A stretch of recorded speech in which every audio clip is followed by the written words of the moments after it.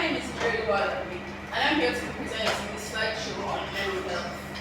Now, first, we start with what is mental health according to the World Health Organization?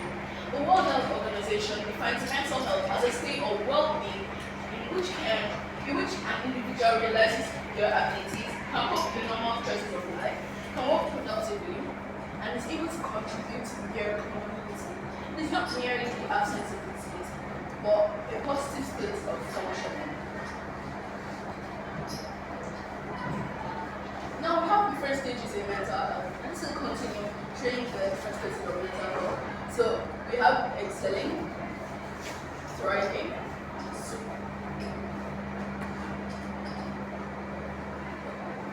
surviving, struggling, and in crisis. Now this person's mind is surviving. Now, in crisis means a mental illness. Now what are mental illnesses? Mental illnesses are health conditions characterized by significant disturbances in thinking, emotional regulation, or behaviors that impair daily life, functioning at home, work, or school, affecting 1 in 8 people globally. They range from anxiety, depression, schizophrenia, and bipolar disorder. Causes are complex, involving genetics, biology, and life experiences.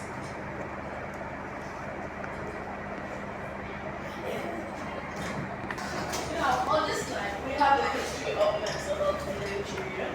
Now, what we see is a pie chart on what else is there. Now, the gender. This is male and this is female.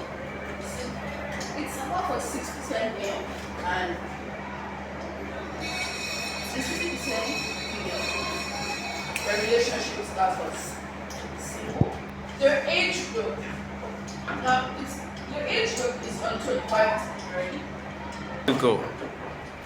Now we have the history of mental health in Nigeria. The gender. This is male and this is female. So male takes up more of the mental responsibilities because males are heads of families and have different jobs to do. Now we have their age.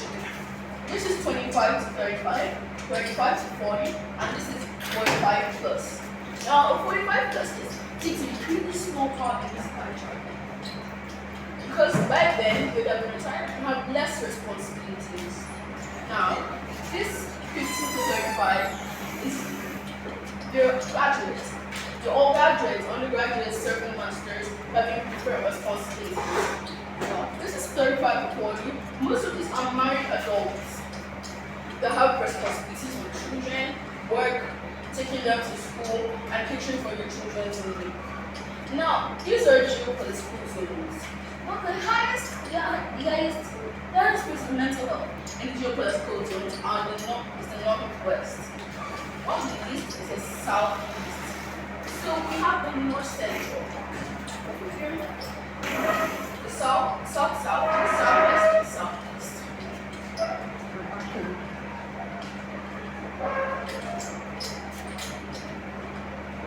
Now we have courses and careers of mental health. Clinical psychologists, psychiatric nurse practitioners, licensed counselors, social workers.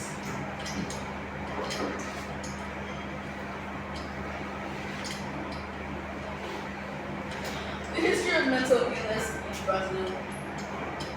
Drug use disorders are 2%, multiple sclerosis is 1%, Parkinson's disease is 1%, post-traumatic stress disorder, often known as PTSD, 2%, alcohol use disorders, 3%, obsessive compulsive disorder, 3%, epilepsy, 4%, panic disorder, 5%, mental retardation need cause, 5%, other neuropsychiatric disorder, 6%, migraines, 6%, Alzheimer's and other dementias, 7%, bipolar disorder, 7%, schizophrenia, 8%, unipolar depressive disorders, 41%.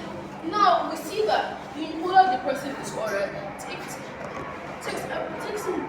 a very big part of the pie chart. Then we have schizophrenia and Alzheimer's and other dementias. Now, Alzheimer's It's not being able to remember from I need to drink and it requires drinking a lot of water. Schizophrenia has to do with hallucinations, which cause people to kill themselves, result in drug abuse and other health things.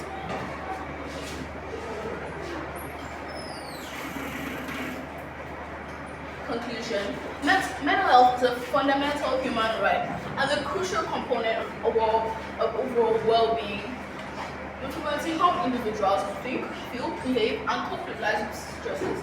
It is not merely the absence of illness, but a state of thriving that requires proactive care, reducing stigma, and integrating support systems into daily life, workplaces, and communities. Thank you.